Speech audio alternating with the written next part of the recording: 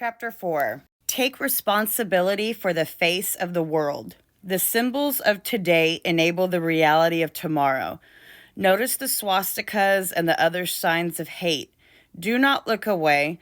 Do not get used to them. Remove them yourself and set an example for others to do so. Life is political. Not because the world cares about how you feel, but because the world reacts to what you do. The minor choices we make are themselves a kind of vote, making it more or less likely that free and fair elections will be held in the future. In the politics of the everyday, our words and gestures or their absence count very much. A few extreme and less extreme examples from the 20th century can show us how. In the Soviet Union, under the rule of Joseph Stalin, prosperous farmers were portrayed on propaganda posters as pigs, a dehumanization that in a rural setting clearly suggests slaughter. This was in the early 1930s as the Soviet state tried to master the countryside and extract capital for crash industrialization. The peasants who had more land or livestock than others were the first to lose what they had. A neighbor portrayed as a pig is someone whose land you can take. But those who followed the symbolic logic became victims in their turn. Having turned the poor peasants against the richer, Soviet power then seized everyone's land for the new collective farms. Collectivization, when completed, brought starvation to much of Soviet's peasantry. Millions of people in Soviet Ukraine, Soviet Kazakhstan, and Soviet Russia died horrible and humiliating deaths between 1930 and 1933. Before it was over, Soviet citizens were butchering corpses for human meat. In 1933, as starvation in the USSR reached its height, the Nazi Party came to power in Germany. In the euphoria of victory, Nazis tried to organize a boycott of Jewish shops. This was not successful at first, but the practice of marking one firm as Jewish and another as Aryan with paint on windows or walls did affect the way Germans thought about household economics. A shop marked Jewish had no future. It became an object of covetous plans as property was marked as ethnic. Envy transformed ethics.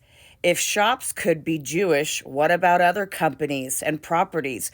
The wish that Jews might disappear, perhaps suppressed at first, rose as it was leavened by greed. Thus, the Germans who marked shops as Jewish participated in the process by which Jews really did disappear, as did people who simply looked on. Accepting the markings as a natural part of the urban landscape was already a compromise with murderous future. You might one day be offered the opportunity to display symbols of loyalty. Make sure that such symbols include your fellow citizens rather than exclude them. Even the history of lapel pins is far from innocent. In Nazi Germany in 1933, people wore lapel pins that said yes during the elections and referendum that confirmed the one-party state.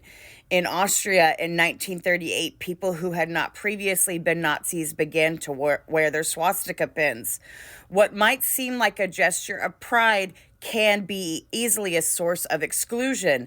In the Europe of the 1930s and 40s, some people chose to wear swastikas, and that while others had to wear yellow stars. The late history of communism, when no one believed in the revolution anymore, offers a final lesson about symbols.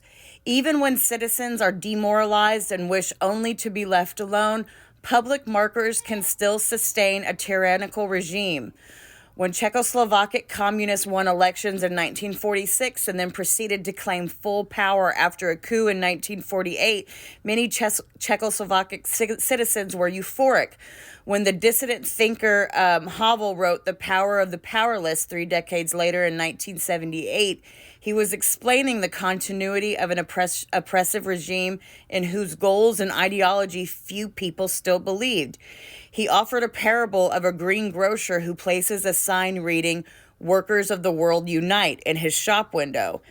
It is not that the man actually endorses the content of this quotation from the Communist Manifesto.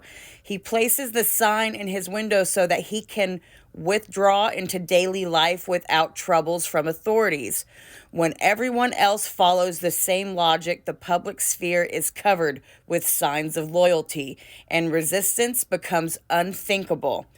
As Havel put it, we have seen that the real meaning of the greengrocer's slogan has nothing to do with what the text of the slogan actually says.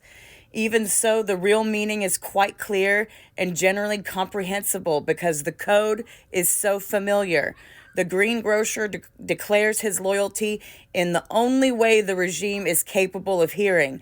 That is, by accepting the prescribed ritual, by accepting appearances as reality, by accepting the given rules of the game, thus making it possible for the game to go on, for it to even exist in the first place. And what happens, asked Havel, if no one plays the game? What would happen if no one played the game?